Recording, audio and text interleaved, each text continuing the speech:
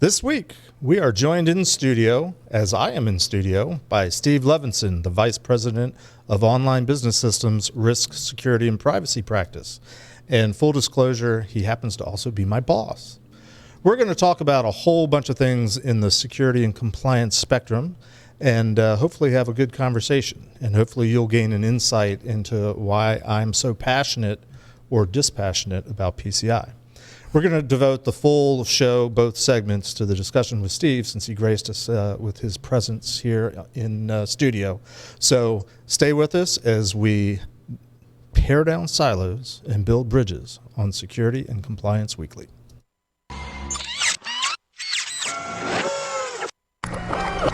This is a Security Weekly production.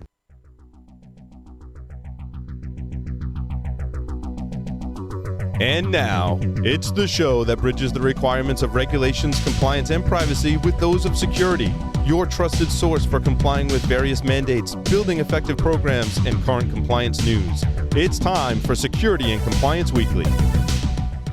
Today's organizations face an evolving set of security threats and continually changing compliance requirements. As your business grows, privacy concerns only multiply and add to a dynamic set of priorities. Today's organizations need to integrate risk, security, and privacy into a cohesive program. Online Business Systems team of seasoned security practitioners work closely with you to assess your security posture, policies, procedures, and technologies, providing tailored solutions that are specifically aligned to your business's risk profile and ultimately ensure the protection of your brand. To learn more about Online Business Systems, go to securityweekly.com/online.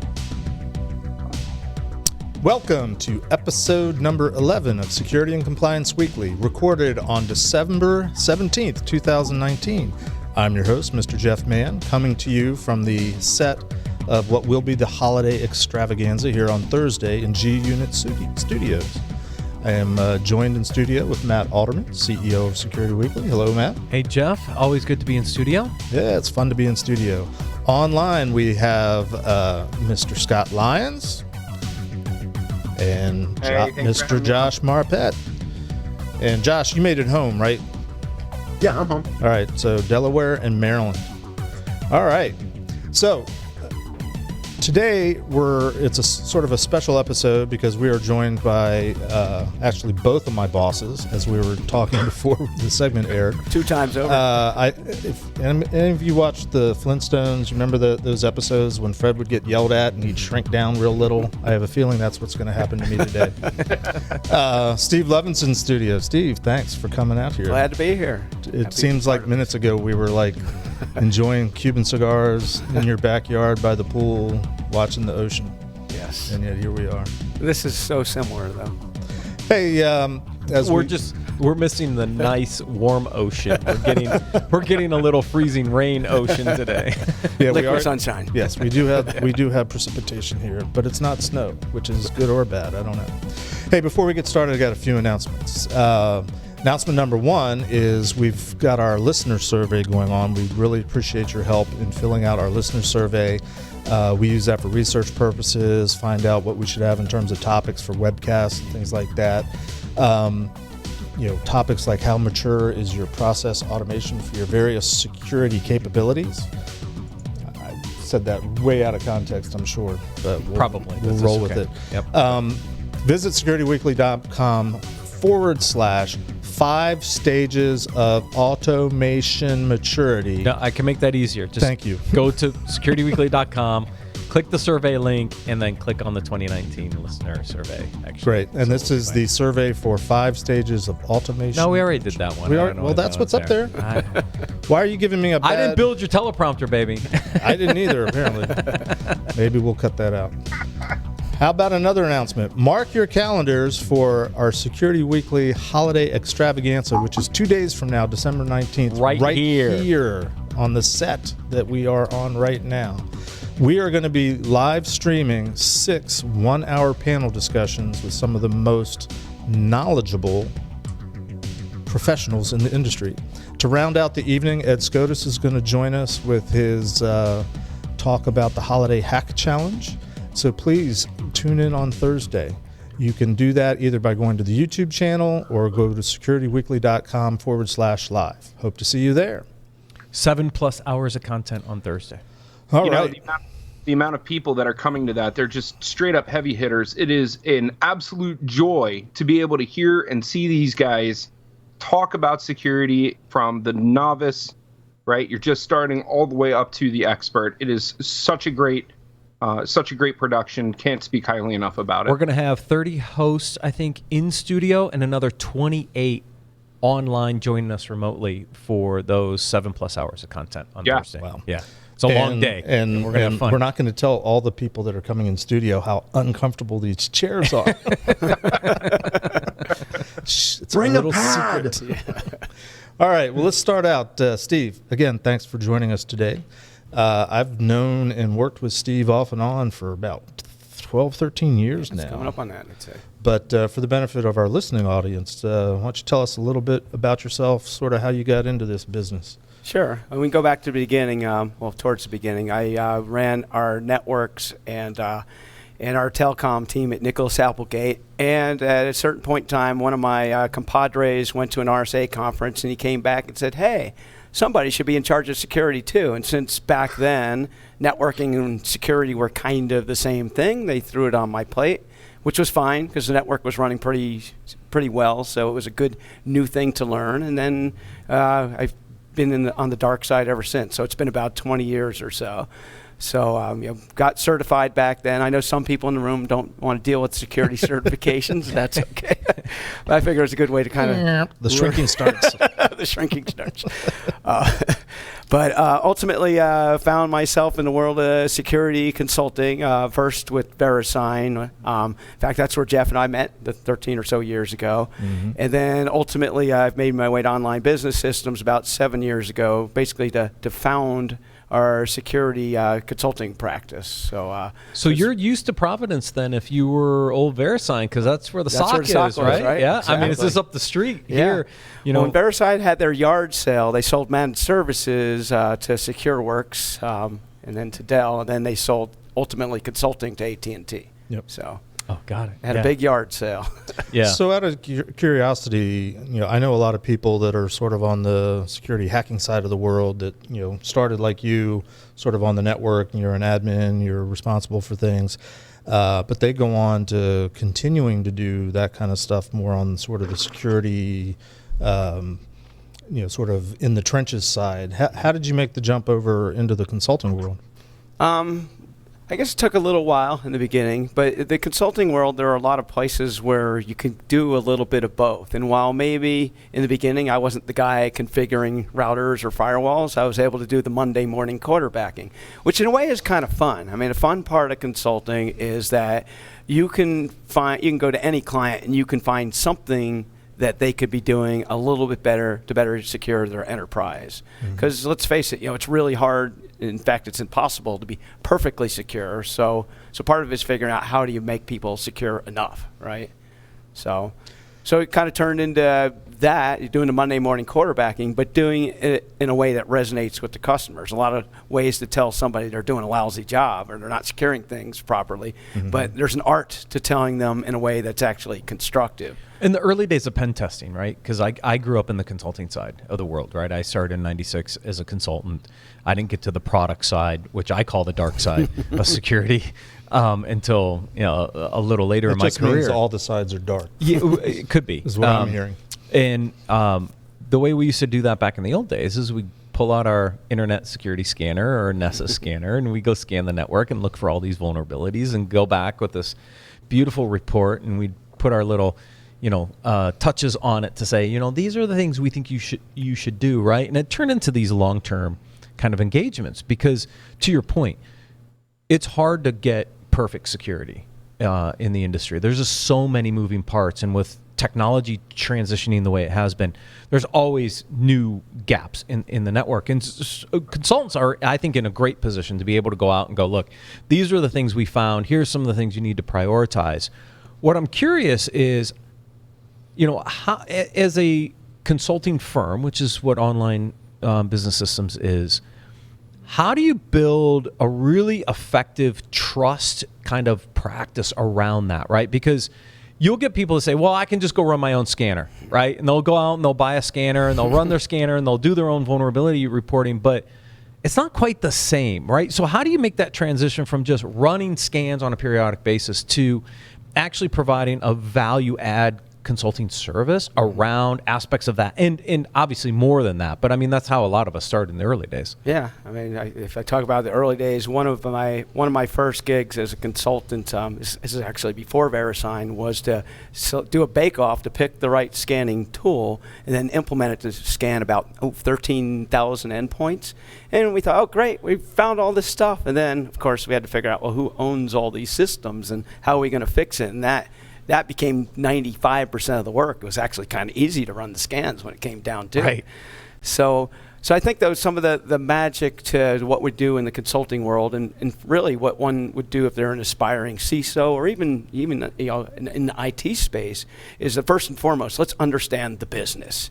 Let's understand what should you care about, what do your customers care about, what are the industry regulations or laws around that, what is the data that's there. And then let's understand the people, the processes, the technologies, even the culture, right? All these things are important. You have to do all that, which is just the foundation before you can start measuring as to, well, what should we fix first? And I think the problem is a lot of folks, especially in the technology or even security space, we just dive right into using our tools or the things we know, and we forget to take the step back to figure out, well, how's this going to resonate with the business? Yeah, so that kind of leads in a little bit, I think, into the topic is around scoping, right? Because you just laid out the three kind of components you have to scope around. The people side, right? Understanding the business, the different business units, what's important, what's not important. Obviously, what processes, policies do you have in place? Which ones are missing, right? And lots of organizations have either no policy or policies that are so crazy you never pass an audit. And we'll talk about that later. And then all the technology that ties into that, right? And that leads into this very interesting challenge of, as a consultant, how do you go into scope and engagement, right? Because you have to understand those kind of three core components in order to figure out what are you testing against, because otherwise scope creep is potentially a huge issue as a consultant. No. And so how do you narrow that down and really figure out, as a consultant, I have to know enough about your people, your process, your technology for me to bring a statement of work to the table to even give you a set of valid, a valid test of whatever it is you're going to test against, right? Much less the pricing, which comes before you even know most of that. Right. I mean, you've got a real problem in that you've got to do the pricing on this before you get half of the information you need to actually perform this thing. Half. Oh my God, try a quarter or 10.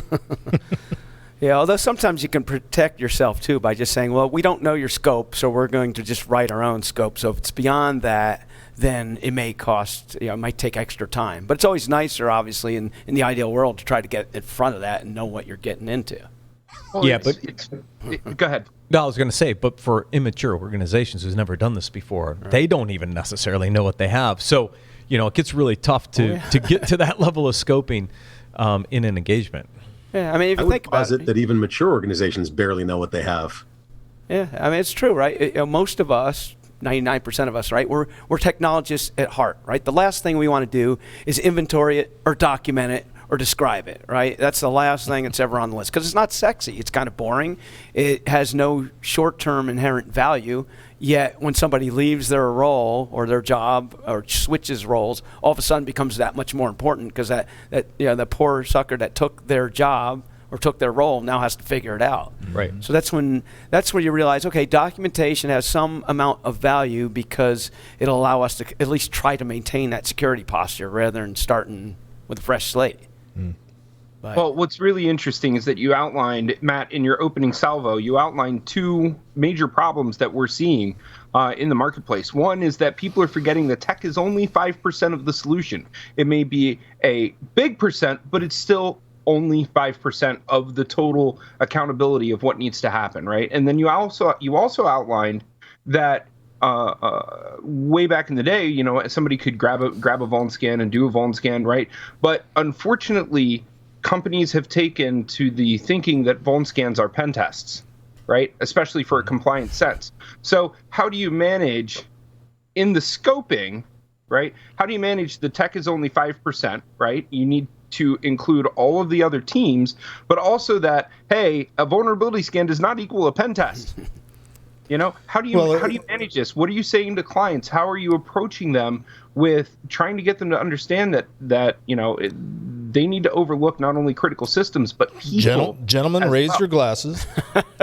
This is where PCI comes in. PCI comes in. Wait, Jeff said the letters first. So PCI. what does that mean? It means we have to drink. Every time he says PCI, you drink. It's worse. It's kind of like the Bob Newhart It's worse thing. than the vulnerability scanner is the pen test. In a PCI world, it's very common now.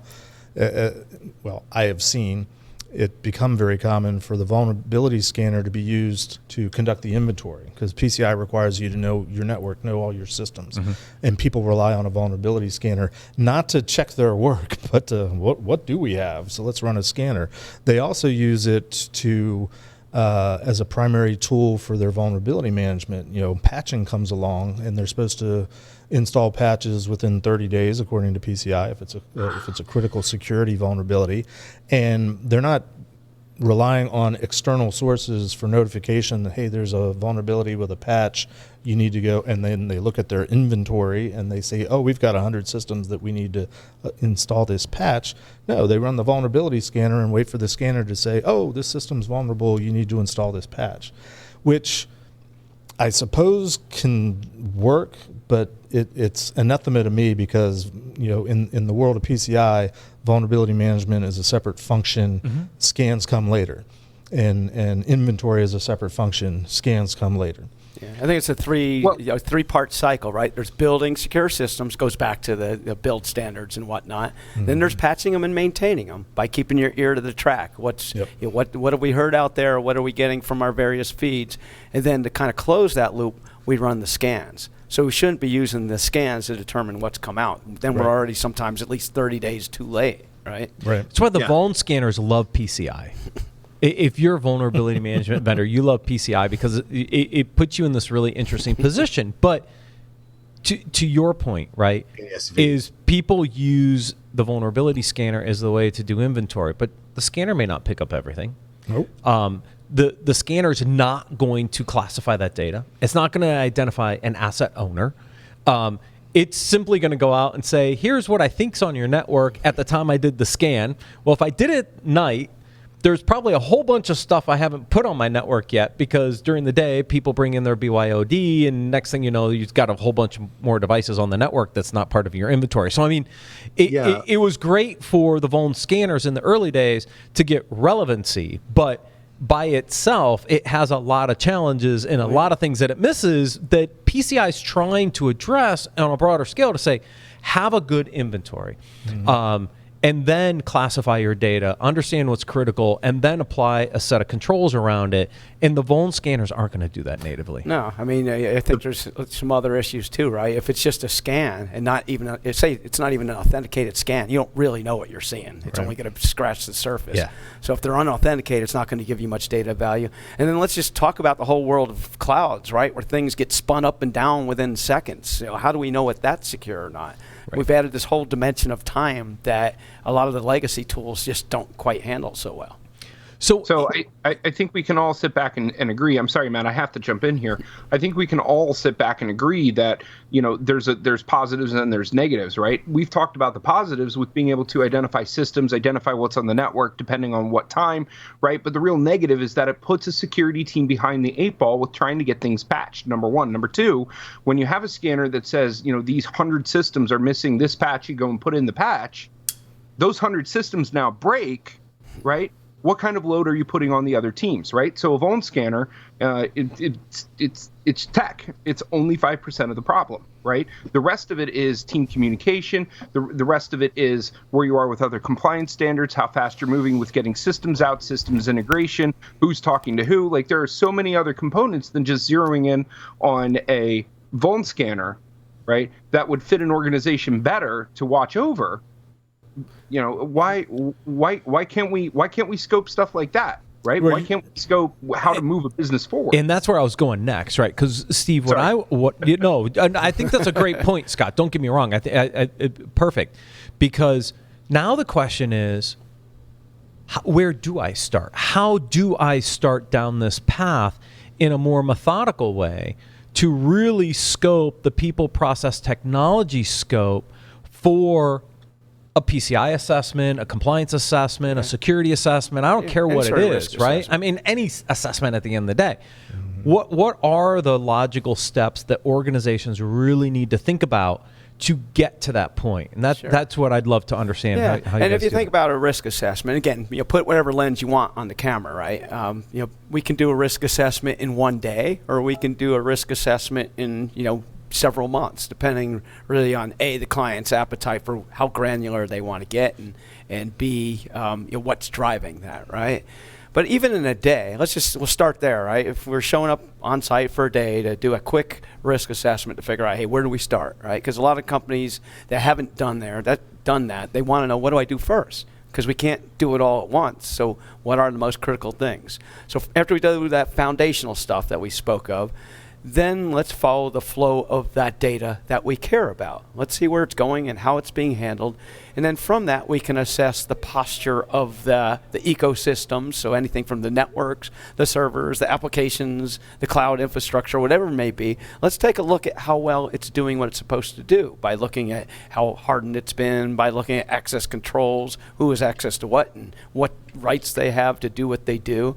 And looking at a lot of those things. And yeah, sure, we should also look at the policies and procedures and some of the documentation as well. But I think those are all some of the factors. And then, again, if you've done this enough times and you've kicked enough stones, you kind of know which ones to look at first to figure out, hey, this is probably something we want to address first. And usually the way we'll prioritize things once you're trying to figure out what do I do first is, here's some stuff that's really risky. In fact, you might want to look at it right now.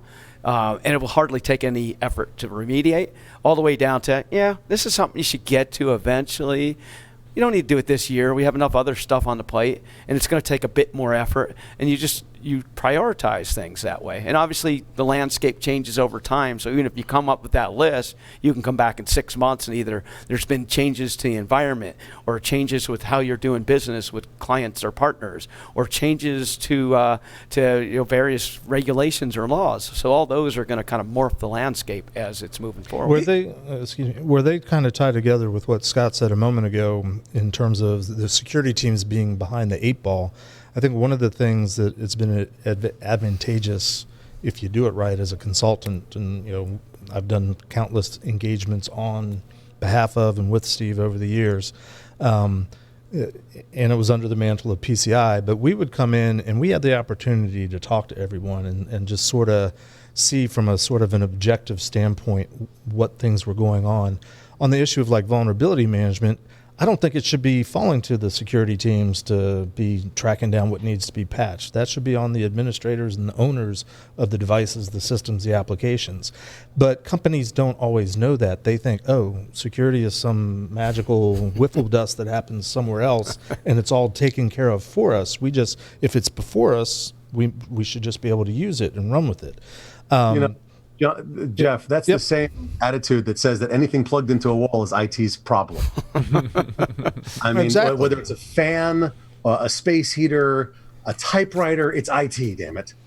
Right. Somebody else has got it covered. I see that probably more than anything in the customers that I go to is this attitude that security is either somebody else's problem, sort of from a negative spin, but from a more positive spin, and most of the time a naive spin is somebody else is doing this, somebody else has got us covered. Whereas it's important for you to understand what your responsibilities are within your role. This is what you should be doing, this is what you should be covering. And a lot of times companies, they don't have the time, the depth to evaluate all that. We come in as third parties and we get a chance to educate and explain, this is how it all should work and function in sort of a natural way. And hopefully at the end of the day, the companies are better off because everybody's understanding their roles and things start to function a little bit better. Well, let's back to that, right? I heard the voice of God the other day tell me that security is everyone's responsibility. Then I realized I'd fallen asleep at yet another airport, but already said Right. all that. But it's true, right? It really is. You have to figure out how to bake it in. And so is one of the first steps is figuring out roles and responsibility of the people in the organization. Like, okay, so who owns security? And everybody's going to kind of look at each other and go, well, he's got this and that. I mean, is it sometimes that simple just to go, who owns security? Because if you think about security, you've got the network, you've got the user, you've got the endpoints, you've got the applications. I mean, there's lots of layers here, right? Mm-hmm. And roles and responsibilities can vary greatly in organization on who owns what. As a consultant, is one of your first tasks to figure out kind of where those kind of roles and responsibilities are, so you know who to talk to as you're doing the assessment? That's and all try part to of the scoping, right? Yeah, who do I need to talk with? Right. But so as the consultant, that's what we try to figure out. As the CISO, it's really their job not to say thou shalt do security, but it's really to sprinkle that pixie dust to say, this should be baked into your job, and let's figure out how to do it in a way that's not going to interfere with everything else you have to do, right? Because most people, if we talk about the history of the CISO or the security guy or gal, right? It was that person sitting in the corner office. Mm-hmm. It was usually a retired military or law enforcement, and they were first involved with physical security, right. And IT security got thrown on their plate, and they weren't necessarily easy to work with back then, and nobody really wanted to think about it. And then fast forward a little farther, where you had applications or projects, and because that guy wasn't ever invited into the room, security was an afterthought, and so things would get built that weren't secure, or the security people would be involved in the 11th hour, but by then it was too late. The app was going to go live regardless. It's going live. Bolt it on. So, bolt it on. You can always bolt on security. You can add it later. But so it's really important. Does it really matter when you check the box? I mean, does it matter if you check it all the way? You have to fill in the hanging box. chat of compliance. It's a bubble sheet, really. It's not a checkbox. So can we please not start with the hanging chads of compliance? You've got to have something. So you ran a vuln scan, you curated the results, you then did a pen test, but forgot to get the report. Or the pen test has revealed something that you could be held legally liable for.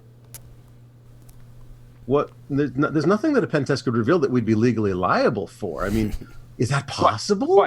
What? Like open S3 buckets with financial data? Gee, I wonder. No. Hitting a little bit too close to home there, guys? Don't go there. Don't go there. Don't go there. Very, very So we go through we go through roles and responsibilities, so you know who to interview, right? You then get into based on that initial people scope. Mm-hmm. Now you've got to sit down and say, okay, now PCI is one specific regulation, but let's talk about compliance across the board, right? Because it gets a little more complex. Back in the day, I used to run third-party vendor management at one of the large national banks. And Graham-Leach-Bliley is not very specific, right? It's just not. Nor is Sarbanes-Oxley. Right, or SOX. Right? It's kind of fluffy. They're fluffy, right? And so I'm under Graham-Leach-Bliley. I'm public, so I'm under Sarbanes-Oxley. I do credit cards on PCI. Now what you have to figure out from a scoping perspective is, how do you look at a set of control requirements across the environment to now understand, what do I assess each of these people against to see if they're complying across a multidisciplinary compliance framework? And that, to me, I think is really challenging for a lot of companies. It's hard because companies want to avoid the Groundhog Day effect, where you do one, then another, then another. It'd be nice to create a converged framework. We have a few clients that have done a pretty good job of evolving and doing much better to reduce that pain. But there's no easy solution. I mean, there are tools out there that allow to at least take a few of the different frameworks and munge them together. Mm-hmm. Yeah, Jeff would just say, just use PCI DSS and the 12 requirements and you're all good. But I mean, if you look at... Sprinkle the PCI dust, people. Sprinkle the PCI dust. But if you look at, NIST has done a really good job of cross-mapping into the different regulations and ISO. And so you've got all these different frameworks. I think one of the big challenges for companies in general is, what does that consolidated framework look like? Does PCI cover everything? I don't think it does. I mean, look, I think it can. It could to an extent. I think it goes a long way. If you apply it to a different data set, but you have to know what your data sets are. But it doesn't cover everything. PCI cares about a lot of things. It doesn't care about availability. If your systems are down, nobody can steal your credit cards. Right. But which of the other compliance regulatory standards require availability? Out of curiosity. Well, NIST does. NIST does? NIST does have availability NIST requirements. requires it or includes it? It includes it. Again, the scope for NIST is more on the federal side, where confidentiality, integrity, and availability come into play. And there's different control requirements across the CIA spectrum in NIST, where PCI doesn't necessarily care as much about availability, right? And so that's where a consolidated framework starts to come into play, where in the early days, doing third-party vendor management, we went to NIST, right? We went to 853 as kind of the base framework, and kind of mapped in the other components that we wanted. That, to me, was a better starting point because it covered the CIA breadth a little more than what PCI did.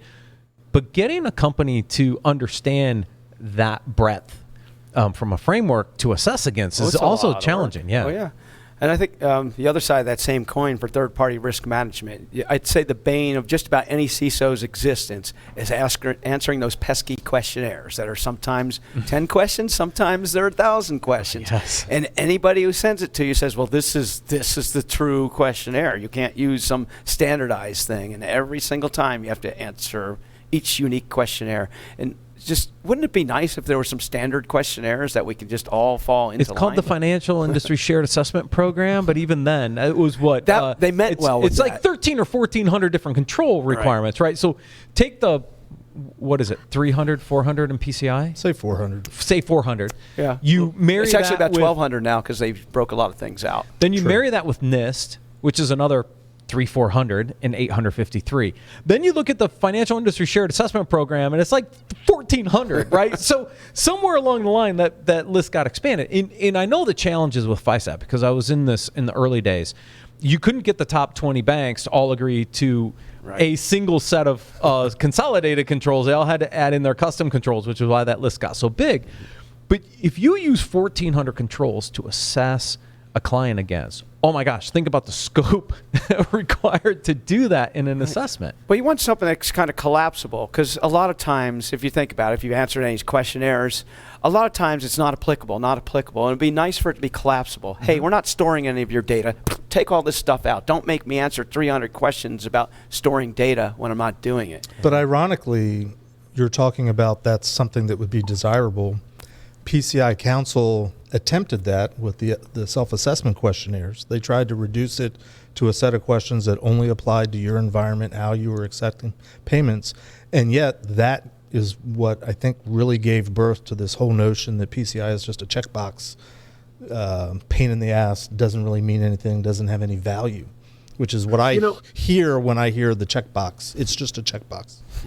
No, Jeff, I agree with you, but I'm going to give a little pushback. Please. I agreed that they tried to do that, and that was good intentions, and that brought the sort of the rise of the attitude about checkboxes. I 100% agree with you on that. Mm-hmm. But I think you're not talking the same thing as Steve. Steve is talking, if I can do a 10-question questionnaire, are you holding customer data? Are you doing this? Are you doing these? What are the functions that you're performing? And then it would custom generate, you need question group 1 and 5, but not 2, 3, and 4. Mm-hmm. And Steve, correct me if I'm wrong. Right. No. Mm-hmm. Yeah. And I think a lot of times, too, the sad irony of this whole thing is you go through all this painstaking, this huge effort to answer all these questions, and you send it back to the company that asked you for it in the first place. And it's kind of like the end of that first Indiana Jones movie. They just put it in archives in the basement. They probably never even look at it. Right. Because if you think about it, who's going to even take the time to look at these things? So I told you, I ran the third-party vendor management, 70,000 vendors, decentralized procurement. It was a nightmare, okay? And one of the things we tried to streamline was we used, to Josh's point, we used the risk assessment scoping question first to identify the relationship of the third party and what data they had access to, right? And through that, we could then scope down what controls, we wanted to So you ask the fine-tune third it. party. So we did fine-tune it. Good job. You don't see that out there much. I built a product to do this way back in the day. It's sitting on TrustWave's shelf. Actually, Singtel's shelf now that TrustWave got bought by Singtel. So we built a product that actually did this. That when you ran through the risk assessment and you scoped it, based on the answers, it would apply a set of controls that you could then send to the third party. You could use this internally as well, by the way. There's no difference to me whether you're scoping this internally or externally. It's the same basic control set. A department or a vendor is still part of your value chain. Doesn't matter Exactly. which True. But what you could do is use that basic risk assessment, narrow down the scope of the controls you'd ask. Then we would send that questionnaire to the third party. They would answer it in an Excel spreadsheet. It would come back to me, and then I'd have to analyze it, and I'd take out all the deficiencies and track them in an email and a spreadsheet. And now this was back in 2003, right? So this was before GRC software really, this is why I had this crazy idea to build software in the first place, was to manage that process. Because now you have to track all those remediations, right? Same with what a company would have to do internally for every single system that would be deemed a high risk, right? And we would track them manually, follow up with them every quarter to see if they closed them out. Then we'd have to rerun the risk assessment and do the process all over again. That's why I built software, because, I mean, you can build software to do this kind of stuff. That's the same kind of process I think you'd have to do to an extent as a consultant, maybe without the software, but you're going through a very similar process, aren't you? Yeah, because you don't want to waste your client's time and money going down rabbit holes that aren't worth going down, right? Yeah. So in a way, that almost circles back to scoping, right? So That's what we've been talking about. Well, look, it's the theme. scoping a project is a matter of profit, margin, and time. You're there to find out what they need done, what they think they need done, and they're often very different. And what the function that they want to perform is. Do they want to do get ready for a QSA for PCI? Do they want to do risk management? Whatever. And you have to price it in a way that allows them to get what they want done and get the function that they want done for PCI or whatever at a price that you can make a profit margin. And so trying to control the scope is in the interest of both parties, but half the time we find that they just let scope run wild. So, sorry, trying to bring it back to the business. But it's not always, well, it's more often than not deliberate, because they don't know what they have. They don't know what their scope is. Right. That's probably the biggest challenge of scoping. It depends on who you are. The customer doesn't know what the scope is. right. No. I'm going to disagree with you. I'm going to say it depends on who you are and where you are in the organization.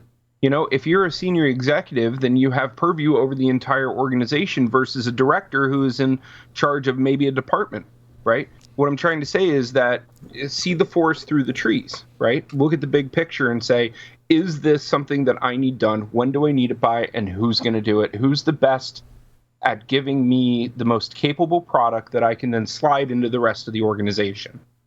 Interesting. Hey, let's take a quick break so we can refresh our glasses and whatnot, and we'll come back and continue the conversation.